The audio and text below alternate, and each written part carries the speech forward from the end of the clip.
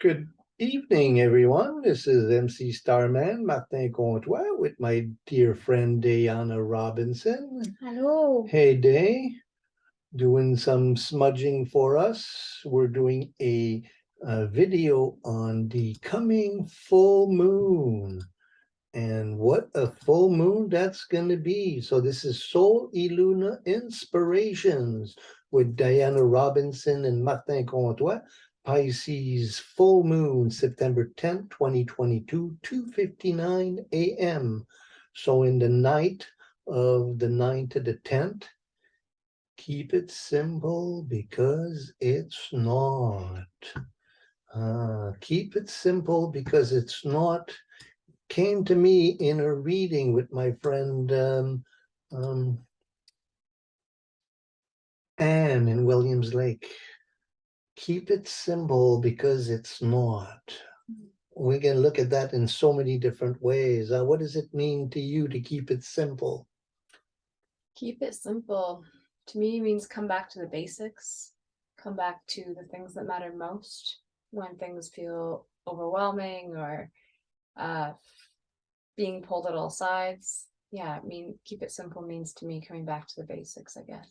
Coming back to the basics. Also, we live in such complex times with so many different distractions on the path. And so keeping it simple because it's not, and I think that that's the only way we can get a sense of control into everything that's going on. I was thinking also of astrology and how complex it is and how important it is to keep it simple because it is not simple. And so a lot of different ways of looking at that, keeping simple because it's not. And so let's explore the chart with you. And so here's the chart. Move the window over here and make it bigger, bam. So this is a very fascinating chart. We have a lot to look at it. Go ahead. This is the chart of the full moon, just so we're clear. Yes, Pisces full moon. Did I say that? Yeah. Okay, good. So what do we have here? We have a sun moon opposition in Virgo Pisces. So Virgo Pisces, what is the axis of Virgo Pisces to you, Day? To me, Virgo is a lot about Virgo Pisces axis. I look at as the health axis.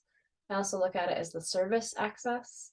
So Virgo being about physical health, being aware of our physical health and our physical surroundings. And I look at it in a simplified form as like sorting the wheat from the chaff. So harvest season is right now, Virgo season. And Pisces is maybe more in the not so physical, but spiritual and mental health, and our connection to our spiritual truth or our mental beliefs. Pisces has been associated with the belief structure of ourself for a long time. Yeah, so that's kind of how I look at that axis. I look at the Virgo Pisces axis as the axis of transcendence. In Virgo, we try to transcend and to connect with spirit through making everything perfect in the material world.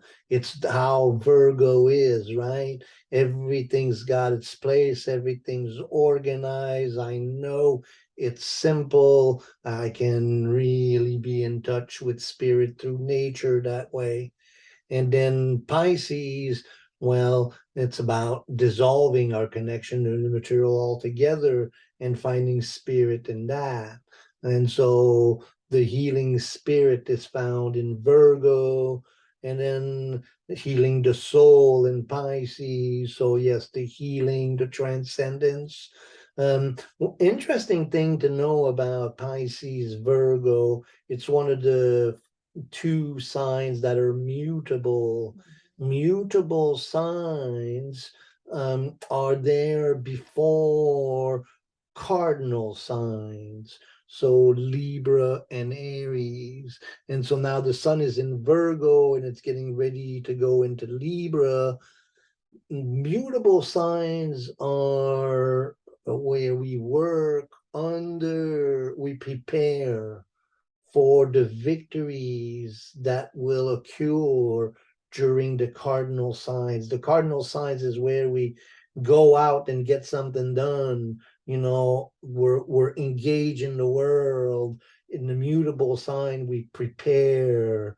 And so I don't know about you, but we've been doing a lot of preparation, lots of organizing. My partner teaches in school, so everything's getting prepared. We're wrapping up, making salsa, and then cleaning the house, getting ourselves organized so that we can move into the work. We're getting a workshop series coming on that will take place and will start sometime after the equinox. So Virgo is to prepare ourselves for the fall equinox, which is a major shift in time. And so Virgo is about getting ourselves organized so that we can be prepared for that great shift. Now, the moon in Pisces is in conjunction with Neptune. So here, that Neptune moon, so it's a double Piscean moon because it's conjunction with Neptune. So and so a Neptune moon conjunction, what does that feel like to you? I was gonna also say Neptune is ruled by Pisces. So Yeah. Pisces, Neptune really likes being in Pisces in itself. It's got a lot of the similar archetypes as Pisces. So when I see Moon and Neptune in Pisces, I think of Moon being associated with our inner world and home, and inner feminine self. And then to see the Neptune conjunction, I feel like there's going to be an untangible feeling, maybe, or the feelings in our inner world could be very hard to put words to, hard to speak to. Also, a little bit more awareness around mental health and emotional health for that full moon, as things could maybe there could be a yearning to either surrender to the divine will or to escape. And so just being a little bit more mindful of that, that's what comes up for me. What do you see with that moon? With the moon Neptune, I see lack of boundaries. I Right. see, what is the difference between me and you when we want to merge into each other? So a moon Neptune wouldn't be very good at respecting boundaries. Boundaries would be blurred, wanting to merge into the other, as a means of transcending. So moon Neptune traditionally is looked at upon as being a bit devouring. The mother wants complete redemption.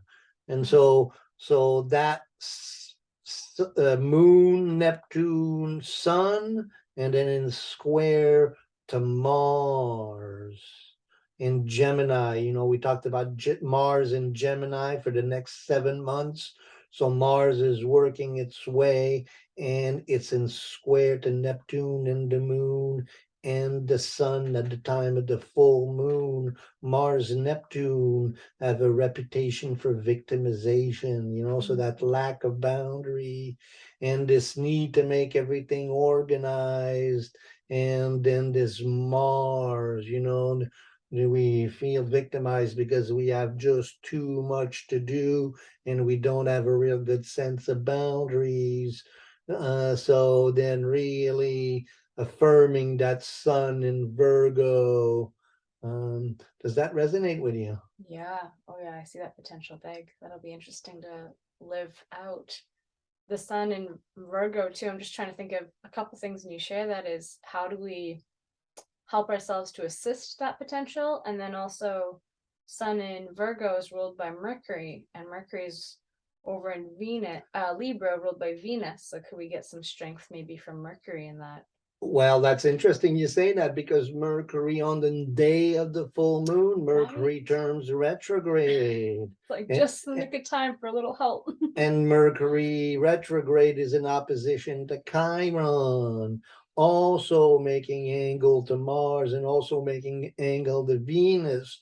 So then that Mercury is indeed very important. It's a review mode, so really, what is my motivation and all of that?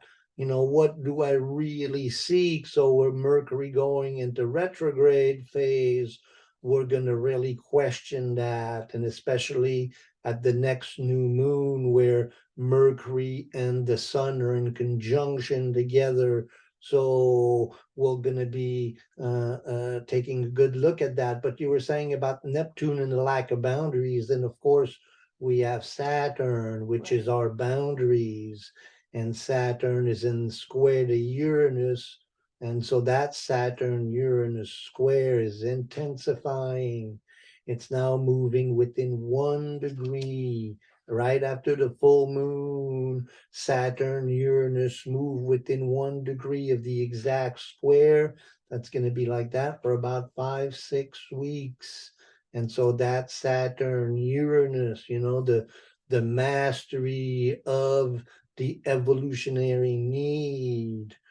And there's all kinds of really interesting things. Saturn and Chiron form a yod to the sun with the moon and the Neptune in this really powerful yod.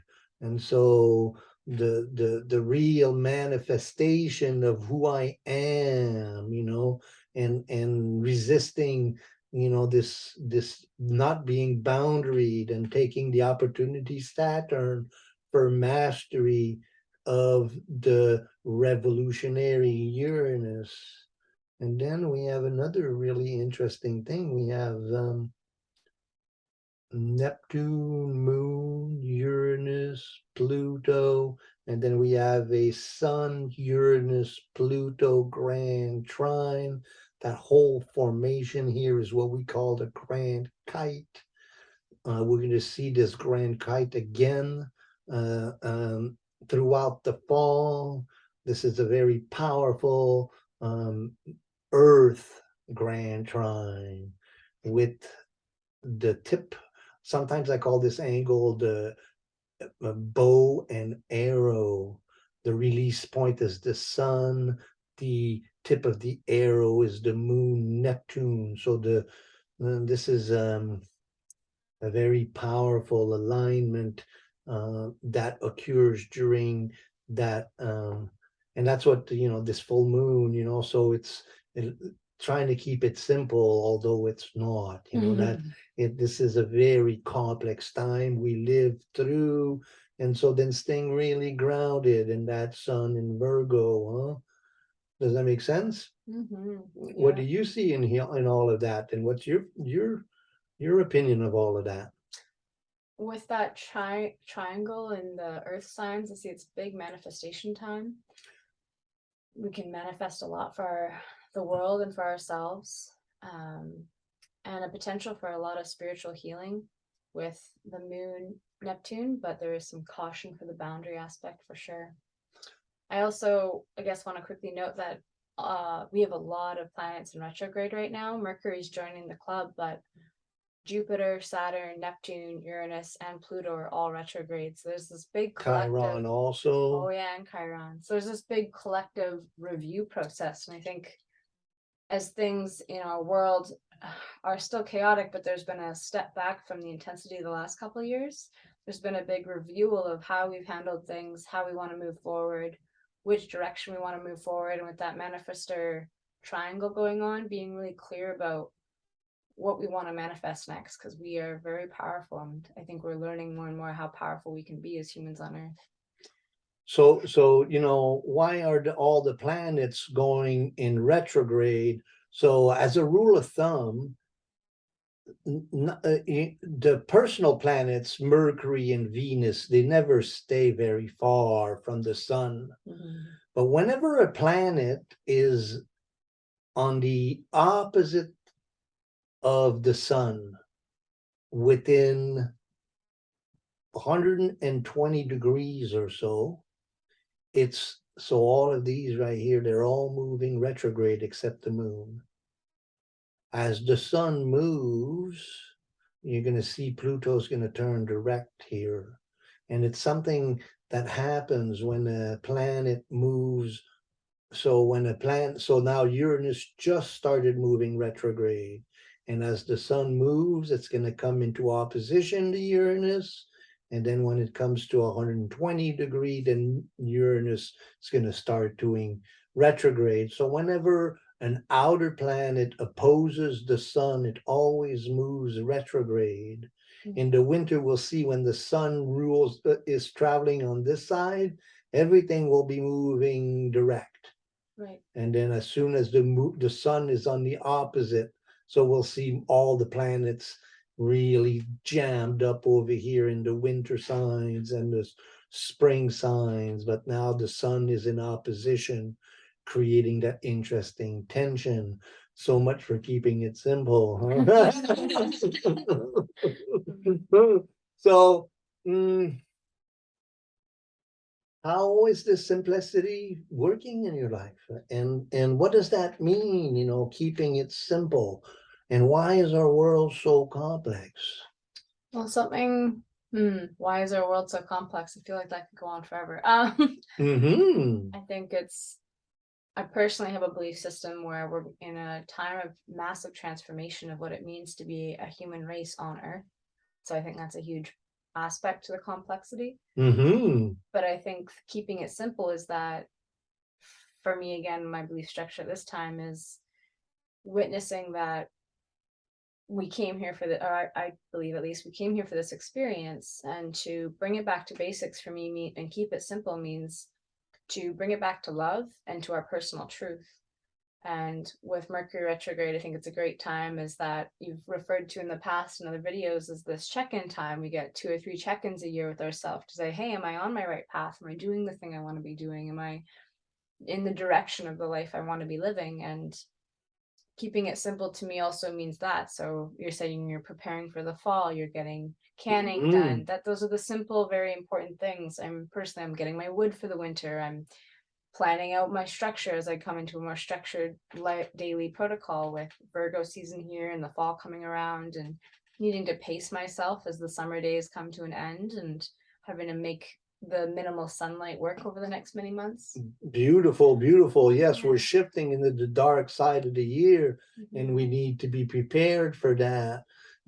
For me, when I was thinking about it, I was thinking about how complex our world is because of this world of consumerism. Everything is consume, all based on economy and making money and having choices of how to spend our money, and what is simple living. My spiritual master Srila Prabhupada used to say, simple living, high thinking, just and that's what Virgo is about, right? It's about being in harmony with nature in the simple things of life, and how the simple things of life are the essential things of life. And so keeping it simple in that way, because it is so complicated. And I think that that's a revolutionary act, keeping our needs and our habits and our life simple. How beautiful. That reminds me of a dear friend this weekend said to me, he's really enjoyed, he's going through massive transformation. He's been handing out flowers, and his whole thing with it is that moments are fleeting, so make the most of the moment, because things happen all the time. But if you can be present in the moment and make somebody else's day lighter, that moment can go a lot, but every moment is constantly changing. So keeping it simple, but also acknowledging that moments are fleeting. Oh, being present in the moment. Hallelujah. Just appreciating the moment. Now you have some salts that you want to tell us about Virgo and about Pisces, and how to support ourselves through this time. Yeah, so one thing that could help with the boundary aspect and then also keeping it simple is coming back to our body. Our body is probably the most essential part of staying healthy and strong on this earth right now. And for Virgo, Virgo is associated with the tissue salt Kali sulf, which is tissue salt number 7, also known as potassium sulfate. It's really good at helping our digestive systems, our liver, and our solar plexus strengthen. It's also helpful for toning and kind of oiling and lubricating our joints. So it helps to make sure that all the nutrients in our body help to support and keep things moving and flowing and bringing down the inflammation that can happen. So that can show up like skin issues, that can show up like dandruff or scaly skin or blemishes or different things. So Mosquito bites. Yeah, that is, it's inflammation in the skin for sure. And then some herbs that Virgo rules associated again with the digestive system is skullcap, fennel, dill, endive, and licorice. So these are nervine herbs. They really help to calm the nervous system. Again, coming back to the simple things, when we're not in a simple or focused state, we can get overwhelmed. And these herbs can really help just bring it back, focus on what you need to do at task in the moment, and help with aiding in digestion as well. That fennel and that licorice are really good potency together for aiding digestion and how you digest the world. Huh? Yeah, I guess I'll put a little caveat to that is if you have high blood pressure, I don't recommend licorice, but fennel should be safe. Okay. Yeah. High blood pressure. I don't have that. Here you go.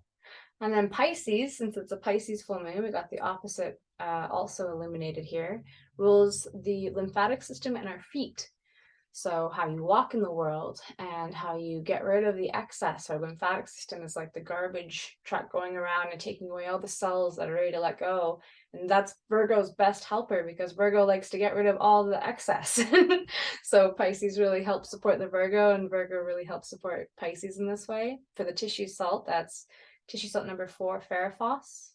Ferrophos helps to nourish the blood, oxygenate the blood, also eliminate and reduce any inflammation in the system. So if you have upper respiratory issues or inflammation in your digestive tract, even fevers, ferrophos can really help subdue that. And then Pisces being connected to seaweeds and sea plants. I know Pisces is a water sign. It's also connected sometimes with the spirit or ether, but it is a water sign in traditional astrology. And sea lettuce, kelp, Irish moss, dulse, these are great, nourishing, mineral-rich plants from the sea that can really help us. It's interesting. This is the time. Interesting how this is the time of the year where we can actually harvest those things. Kinda. This is also the time where you can get red tide, so you just want to make sure about that too. August is red tide season, but I haven't heard of it yet. Red tide is when a certain bacteria is in bloom that can cause swimmer's itch and inflammation to the skin.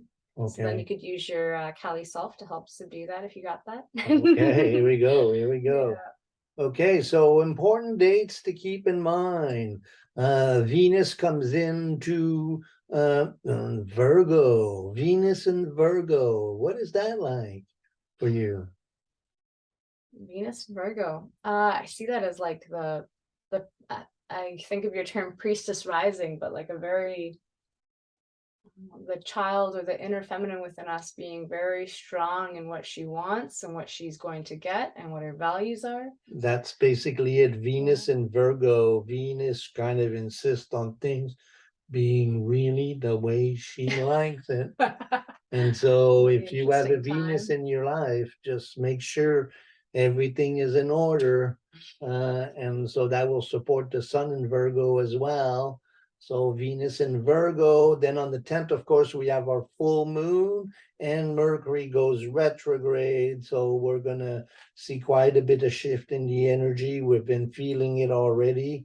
And then we also have that Saturn, Uranus square within 1 degree, you know, so in the collective there, I think we're going to be pretty, you know, this is going to be kind of an intense period. So keep it simple, friends. Be really mindful of nurturing yourself and find pleasure and sustainability in the simple things. Healthy daily practice really can go a long way right now. And don't let I like this that old song. Don't let the sound of your own wheels drive you crazy. Yeah. That's a good one. So we have Diana Robinson, of day-to-day healing, naturally focused health, holistic health coach. You can connect with her day by day healing at Gmail. And then I'm Martin Comtois, the healer and the dreamer. Astrology is what we do. We mix astrology, alchemy, dreams, and Jung. This was the Pisces full moon video. I'm MC Starman. Thanks for joining us. That was pretty smooth. That was, yeah. I wish you well. Also, if you want to, please subscribe to the channel and give us feedback on what you like or what you want to see in the videos, or if anything came up for you. I really hope that you took a piece of the talk as the medicine to carry you forth. Any kind of questions, we love the questions. And yeah, supporting the channel is really key. We celebrated our 400 a subscriber, and then we lost 3 of them, and then we gained 1, so we're still 2 away from 400, but we'll get there. We just enjoy spending this time with you and preparing and sharing the wisdom of astrology. Thanks for being with us. Enjoy. See you soon.